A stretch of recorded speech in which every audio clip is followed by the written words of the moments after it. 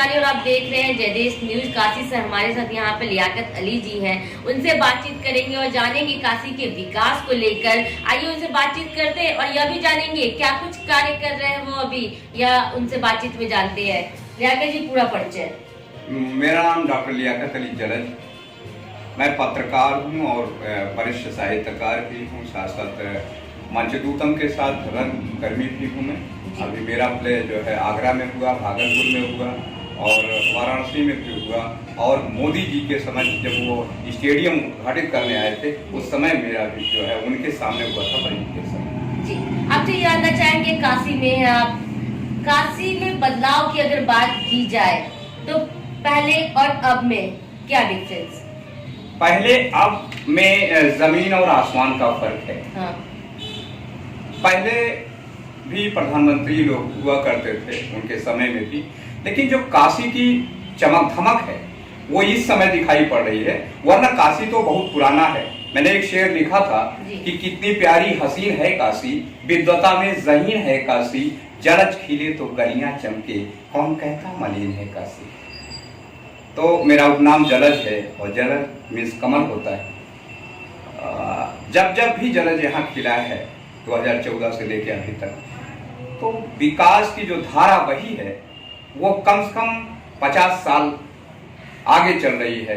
और 50 साल पीछे की बात करें तो काशी तो विद्वता की नगरी है, विद्वत यहाँ होते ही हैं, लेकिन उस तरह की नहीं थी जिस तरह से माँ गंगा ने मानिए अपने पुत्र मोदी जी को बुलाया है, नरेंद्र मोदी जी को बुलाया है। उनके आने से जो विकास की गंगा बही है, जो विकास की धारा बही है, वो अनंत काल तक याद की जाएगी। एक ऐतिहासिक कार्य किया है मानिए हमारे भारत के देश के प्रधानमंत्री मोदी जी ने।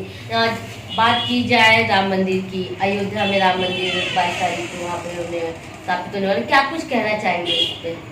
अयोध्या नाम से ही पता है कि ये भगवान रामचंद्र की जन्मस्थली है, इसमें किसी तरह की कुछ नहीं होने। और जहाँ जहाँ तक मैं देखता हूँ, जहाँ इस तरह की बातें हैं, अगर हम काशी की भी बात करें तो यहाँ जहाँ बाबा विश्वनाथ जी हैं तो यहाँ भी जो है ज्ञानवापी मस्जिद है, और अगर वहाँ भी देखें तो बाबरी मस्जिद है।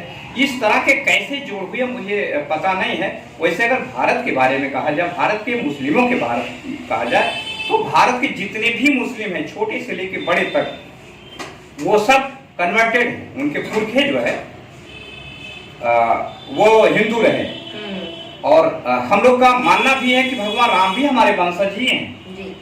और वहां से जो वो है आक्रामक लोग आए, अताई लोग आए, उन्होंने जबरियन जो है इस्लाम कबूल करने के लिए मजबूर कर दिया लोगों को, जिससे वो मजबूर होकर चाहे अपने जान बचाने के लिए या अपने धर्म को बचाने के लिए कि पूरे धर्म एक तरफ से ना हो। गाजीपुर में शायद एक पंडित जी थे, उन्होंने कहा था कि अगर मेरे धर्म परिवर्तन करने से मेरा पूरा गांव बच जाता है तो मैं तैयार हूँ। तो ऐसी परिस्थितियों में बहुत से मुस्लिमों ने धर्म इख्तियार किया।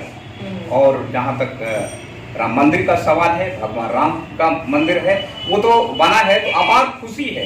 अपार खुशी उन मुस्लिमों को है जो कन्वर्टेड हैं, और जो कहीं न कहीं से कट्टरवाद है, जिन्हें कट्टर उनके अंदर नजर आता है, वो खुश नहीं है। और भगवान राम का मंदिर यदि बना है तो उसमें भी मुस्लिमों का हाथ है, क्योंकि उन्होंने समर्पण किया। और कहा गया है कि क्या लागे मुझे तेरा सौंपने, ये सब तो तेरा है।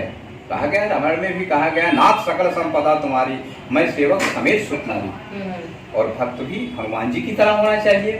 हनुमान जी कैसे भक्त थे, मैं आपको एक उसमें बताता हूँ कि रे कपितो से उड़े हम नाही, मोहे बिलोक उर अंतर माही। इस तरह से हमारे देश में, भारत में बहुत से मुस्लिम हैं। मैंने भी अपने लगभग 14 साल की उम्र में लौकुश लीला में लौ का रोल किया है। जी। और काशी में भी इस समय जो मिला है, काशी रत्न भी मुझे मिला है 2016 में। काफी सम्मान मिले हैं यहाँ से लेके वहाँ। राम भक्त है आप, समुदाय, आपकी समुदाय की अगर बात की जाए तो लोग किस तरीके से आपको मतलब देखते हैं, क्या बोलते हैं? किस समुदाय की बात करना चाहती हैं जहाँ कट्टरता हावी है, जबरदस्ती की बात? उन्हें शिक्षा से वंचित कर दिया गया है। उनके मौलवी मौलाना ने खुद शिक्षा से वंचित किया है कि अगर आगे पढ़ लेंगे हिंदी, अंग्रेजी, संस्कृति तो जान जाएंगे, विद्वान हो जाएंगे, और जब विद्वान हो जाएंगे हमारे बस में नहीं रहेंगे। इसलिए वो हाफिज, आलिम, मौलवी और मदरसे का लड़का बन करके जिंदा रहना चाहते हैं। आज भी हमारी स्त्रियां, बच्चियां जो है वो नकाब में बाधित रख दी गई है। हम पूछते हैं, यदि तलाक का मुद्दा आता है, 3 शब्द कह देने में तलाक हो जाता है, तो निकाह भी हो जाता है। तो निकाह के लिए गवाह की जरूरत है, तो तलाक के लिए गवाह की जरूरत क्यों नहीं है? क्यों 3 तरह के ढेले उन्हें मार करके तलाक दे दिए जाते हैं, और जब फिर उन्हें ज्वाइन किया जाता है तो हलाला की व्यवस्था होती है। मोदी जी ने जो इसमें कदम उठाई है वो बड़ी सराहनीय है, और उनकी जितनी भी प्रशंसा की जाए, भूल भी प्रशंसा की जाए तो अच्छी बात है। उसी तरह से योगी जी का जो बुलडोजर चल रहा है, कट्टरता के प्रति नहीं, केवल मुस्लिम के प्रति नहीं, जो भी आक्रामक हैं,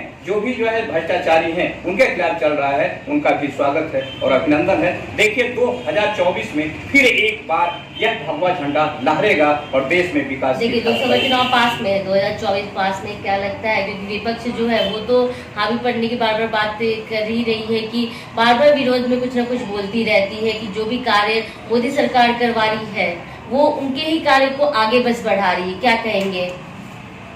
देखिए उनका कार्य यदि था, कोई अगर ठान ले कि मैं लड़की की शादी करूंगा और वो स्वर्गवासी हो जाए और उसके लोग और सब लोग करें जिनके पास धन संपदा हो, तो क्या ये कहा जा सकता था उन्होंने इरादा किया था शादी करेंगे?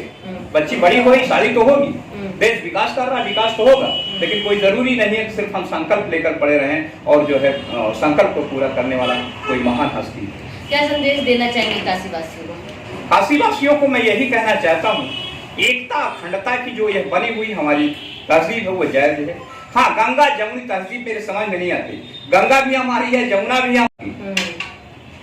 जब दोनों गंगा जमुना दोनों हिंदू उससे आते हैं तो तहजीब हमारी नहीं। सबको यह समझना होगा कि हम गंगा से भी वजू करें, आगे जमजम से भी वजू करें, यानी जो भी हमारे अंदर है। देखिए सर्वप्रथम हमारा भारत देश है, हमारा वतन है, हमारा हिंदुस्तान है, उसके प्रति हम वफादार निभाएं, तब जाकर के जो है देश हमारा विकास कर सकता है। नौजवानों से भी अपील है कि किसी के बरगलावे में ना आए, किसी के समझाने में ना आए, वो खुद पढ़ें, लिखें और देखें हमारे देश के साथ किसने गद्दार किया है और किसने जो है उसको पीछे ढकेलने की व्यवस्था की। जी, शुक्रिया।